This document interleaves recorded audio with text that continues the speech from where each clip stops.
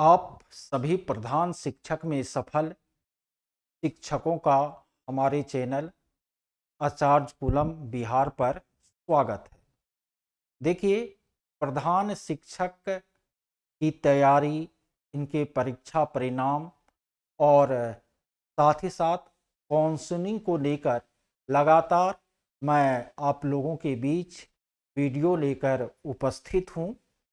इस क्रम में कल मैंने काउंसलिंग की जो विस्तृत मार्गदर्शिका आई थी उसको विस्तार पूर्वक समझाया था और मैंने कहा था कि यदि आपके मन में कोई प्रश्न हो तो आप मुझे कमेंट बॉक्स में पूछ सकते हैं और उन सभी प्रश्नों का उत्तर मैं नेक्स्ट वीडियो में दूंगा। तो आज उसी वीडियो को लेकर मैं आप लोगों के बीच हूं और एक एक करके जो प्रश्न आप लोगों के हमारे समक्ष आए हैं उनका मैं उत्तर दूंगा और यदि जो नहीं पूछे हैं उनके लिए भी इस वीडियो को देखना जरूरी है। हो सकता है कि कोई नई जानकारी उनके लिए भी हो। साथ ही साथ यदि आपको मेरे प्रयास बेहतर लगते हैं तो आप हमारे चैनल को शेयर कर सकते हैं, सब्सक्राइब, लाइक, कमेंट कर सकते हैं। चलिए शुरू करते हैं। निरंजन कुमार जी पूछते हैं, प्रशैक्षणिक अपलोड नहीं किए थे तब क्या होगा? देखिए, ये समस्या बहुत सारे अभ्यर्थियों के साथ है, क्योंकि आपको जो प्रमाण पत्र अपलोड करने का कॉलम बना हुआ था उसमें पहला था मैट्रिक का अंक पत्र या प्रमाण पत्र डीओबी के सत्यापन के लिए, तो वो तो आपको सबने अपलोड किया था। उनके बाद था एजुकेशनल क्वालिफिकेशन के लिए सर्टिफिकेट, फिर था एजुकेशनल क्वालिफिकेशन के लिए मार्कशीट। तो इसमें कुछ लोग क्या किए, तो एजुकेशनल क्वालिफिकेशन वाले में उनका जो हाईएस्ट एजुकेशनल क्वालिफिकेशन था, मान लेते हैं कोई स्नातक किए थे, तो वह सर्टिफिकेट में केवल अपने स्नातक के प्रमाण पत्र को अपलोड किए और मार्कशीट में केवल स्नातक के अंक पत्र को अपलोड किए। ठीक है। कुछ लोग जो है वह क्या किए, स्नातक के साथ इंटर मैट्रिक का भी प्रमाण पत्र पीडीएफ बना करके दोनों में अपलोड कर दिए। कुछ ऐसे भी लोग थे जो उसमें ट्रेनिंग और टेट के भी सर्टिफिकेट को पीडीएफ बना करके अपलोड कर दिए थे। तो ये इस तरह की स्थिति है और ट्रेनिंग नहीं अपलोड है या टेट नहीं अपलोड है, ये किसी एक टीचर की व्यक्तिगत समस्या नहीं है, बहुत सारे सफल शिक्षकों की यह समस्या है और मेरे पास तो बहुत सारे मैसेज आ रहे हैं। तो इसके लिए मैंने सुबह में एक वीडियो भी बनाया था अपने सोशल मीडिया प्लेटफॉर्म जैसे कि आपको फेसबुक और व्हाट्सएप पर मैंने एक लिखा था इसके संबंध में और कहा था कि इसको अधिक से अधिक शिक्षा विभाग को मेल किया जाए। तो आप लोग इसे मेल करें और क्या मेल करना है मैं अपने चैनल के यूट्यूब चैनल के पोस्ट सेक्शन में भी उसको कुछ देर में शेयर कर देता हूं। आप उसे डाउनलोड करके मेल कर सकते हैं। उसके बाद एक यूजर पूछ रहे हैं, गुड इवनिंग सर, क्या अदर स्टेट एक्सपीरियंस वाले प्रधान टीचर बन सकते हैं? देखिए, बिल्कुल नहीं।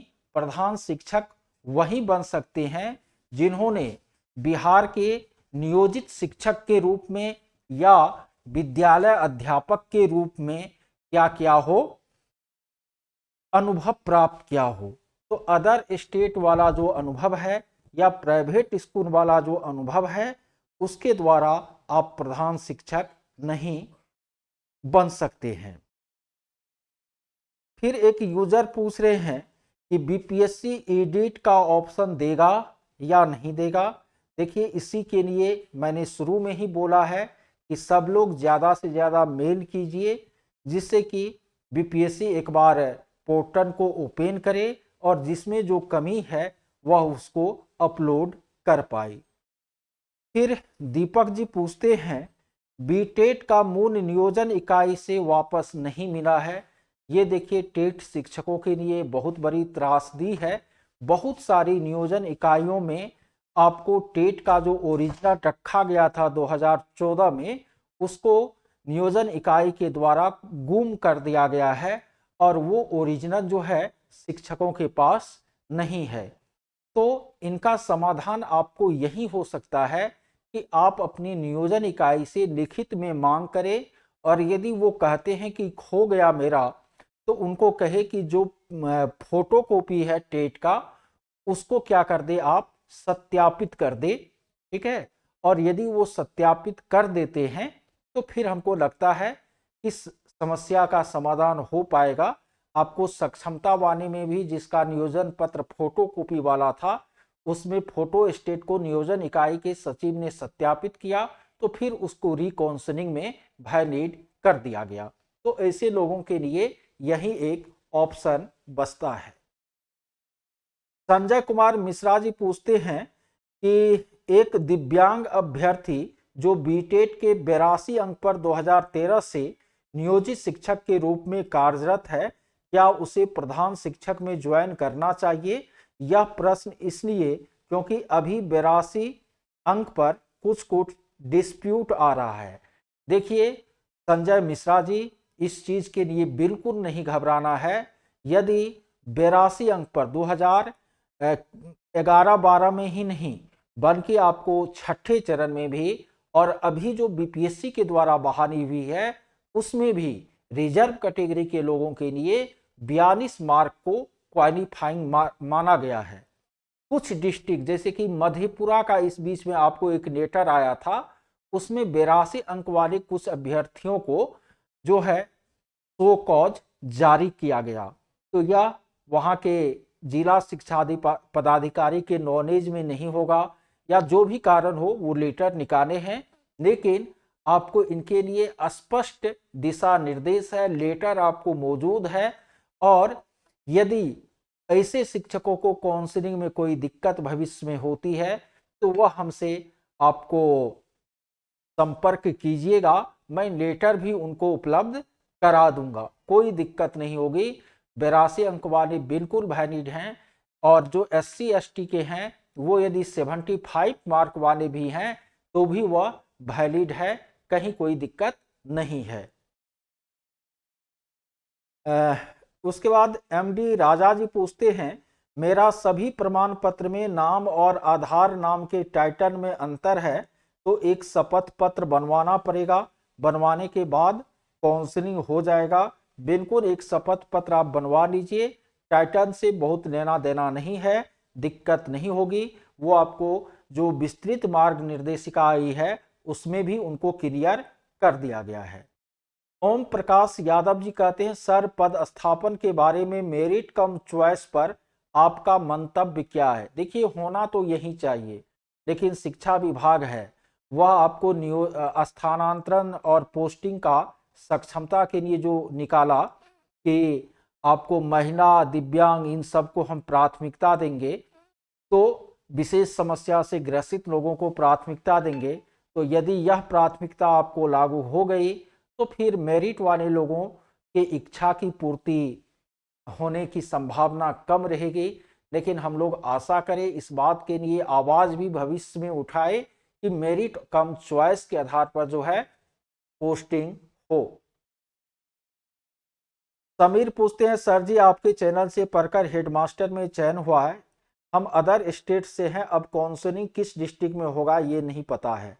देखिए समीर जी, यदि आप हेड टीचर बने हैं तो आप काउंसलिंग नहीं करा पाएंगे। हेडमास्टर में आपको अदर स्टेट का जो मतलब अनुभव है वो भी आपको मान्य था। ठीक है, तो यदि आप अदर स्टेट में अभी काम कर रहे हैं, बिहार में आप काम नहीं कर रहे हैं, तो आप काउंसलिंग नहीं करा पाएंगे, क्योंकि यह आवेदन ही आपके लिए नहीं था। फिर आपको सुरेंद्र साहनी जी पूछते हैं, सर मैंने पहले एनसीएन जो लगाया था उनका डेट 1 साल से ऊपर हो गया है, मैंने नया एनसीएन बना लिया है, जो अपलोड किया था उनका भी ओरिजिनल है, इससे कोई दिक्कत हो सकती है? बिल्कुल नहीं, आपको नया नहीं भी बनवाते एनसीएल तो भी आपका काम चलता, आपको देखा जाएगा वही जो वेबसाइट पर अपलोड है उसी का ओरिजिनल कॉपी वहां पर मांग किया जाएगा। फिर एक यूजर पूछ रहे हैं फोटो नहीं है क्या करें? यदि फोटो नहीं है तो जिस तरह का शर्ट पहन के फोटो खिंचा करके डाले थे ना उस समय, उसी तरह का शर्ट पहन करके, यदि उस समय बाल नहीं था तो बाल कटवा लीजिएगा और उसी तरह का फोटो फिर से खिंचवा करके लेते जाइएगा, खूब बढ़िया से काउंसलिंग होगी। उसके बाद हेड मास्टर का यही शेड्यूल रहेगा कि दूसरा निकलेगा? बीरकेश्वर जी पूछ रहे हैं, बिल्कुल देखिए हेडमास्टर का दूसरा शेड्यूल आपको आएगा। रिंकू पूछ रहे हैं, रिंकू राय होम डिस्ट्रिक्ट मिलेगा सर? मिलने की संभावना है, और महिलाओं को तो और भी 100% संभावना है कि होम डिस्ट्रिक्ट मिल जाए ना। उनके बाद एक यूजर पूछे हैं जिनका अनुभव प्रमाण पत्र फॉर्म भरते समय अपलोड नहीं हुआ, उनको क्या करना चाहिए? तो वर्तमान वो लेकर के जाएंगे, इसीलिए मैं कह रहा हूं कि आप जो है ज़्यादा से ज़्यादा क्या कीजिए, मेल कीजिए बीपीएससी को, जिससे कि उनको मौका दिया जाए प्रमाण पत्र अपलोड करने के बाद करने के लिए। उसके बाद काउंसलिंग के बाद क्या 15 दिनों का आवासीय प्रशिक्षण में वहीं से भेज दिया जाएगा? बिल्कुल नहीं, ये बात दिमाग से निकाल दीजिए। हाँ, हो सकता है कि जब आपको ज्वाइनिंग मिले तो उनके बाद 15 दिन के लिए आपको प्रशिक्षण मिले, लेकिन अभी इसकी कोई चर्चा नहीं है, तो अभी इसके बारे में नहीं सोचना है। देखिए जिस प्रश्न का मैं उत्तर दे चुका हूं, तो वे प्रश्न यदि कोई दूसरे भी पूछे हैं तो मैं उसको दोहरा नहीं रहा हूं। एक यूजर पूछ रहे हैं कि मूल प्रमाण पत्र का जीरोक्स भी ले जाना पड़ेगा या वाटर मार्क का जीरोक्स कॉपी ले जाना पड़ेगा और कितना सेट में? देखिए मूल प्रमाण पत्र का जीरोक्स नहीं ले जाना है, वाटर मार्क वाला जो आप डाउनलोड कीजिएगा उसका एक जीरोक्स कॉपी का सेट वहां पर आपसे लिया जाएगा, लेकिन करवाने के समय आप 4 कॉपी बनवा लीजिए, क्योंकि इसके बाद जब आप विद्यालय में योगदान करेंगे तो उस समय भी आपसे जो है इसकी क्या होगी, मांग होगी। 2-3 सेट का खपत हो जाता है तो बनवा ले 3 सेट, लेकिन वहां पर आपको ये वाटर मार्क वाला केवल एक सेट जीरोक्स कॉपी लिया जाएगा, लेकिन 2-3 सेट आप बनवा करके रख ले, 4 सेट बनवा करके रख ले, आगे काम आएगा। बहुतों का यह प्रॉब्लम है, बीटेट का ऑप्शन नहीं था अपलोड करने का, तो ये बात तो मैंने पहले ही बता दिया था। सर प्रधान शिक्षक का परीक्षा देकर आते समय ट्रेन में ही मेरा ओरिजिनल एडमिट कार्ड गुम हो गया, उसका कलर फोटोकॉपी है तो क्या करना होगा?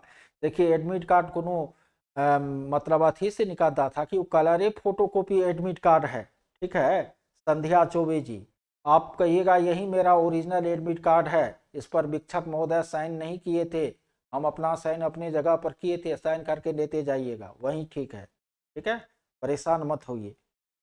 उसके बाद एजुकेशनल क्वालिफिकेशन में सिर्फ बीए का डाले हैं, देखिए ये बात तो मैं पहले ही बता दिया हूँ। वाटर मार्क वाला कैसे डाउनलोड करेंगे?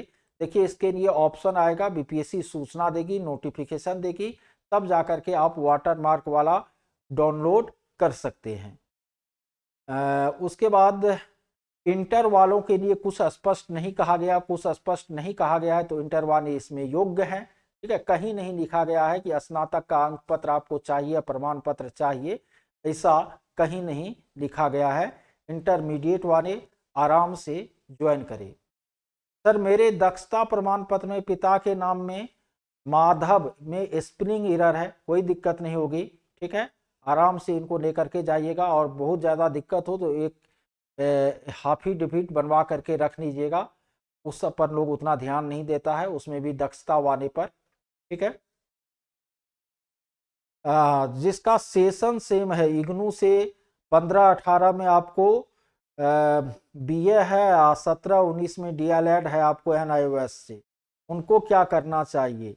देखिए, उनके लिए तो अब विभाग ही बता सकती है कि आपको एक डिग्री और एक डिप्लोमा कोर्स वैसे मान्य होना चाहिए, लेकिन इसके लिए आपको विभाग से क्लियर हो करके फिर आपको काउंसलिंग कराना होगा। इनके अलावे भी आपको कुछ प्रश्न आए हैं कि वहीं बिल्कुल बहुतों लोग के साथ ये दिक्कत है कि वह टेट नहीं दिए थे, ट्रेनिंग वाला नहीं दिए थे, एजुकेशनल में केवल बीए वाला दे दिए थे। यह प्रश्न बहुत सारे लोगों के लिए का आया है, तो इनका उत्तर मैं पहले ही बता चुका हूँ। तो चलिए, इस वीडियो में इतना ही। अब भी आपके मन में कोई प्रश्न हो, डाउट हो, तो आप कमेंट बॉक्स में लिख सकते हैं। बहुत बहुत धन्यवाद से देखने के लिए।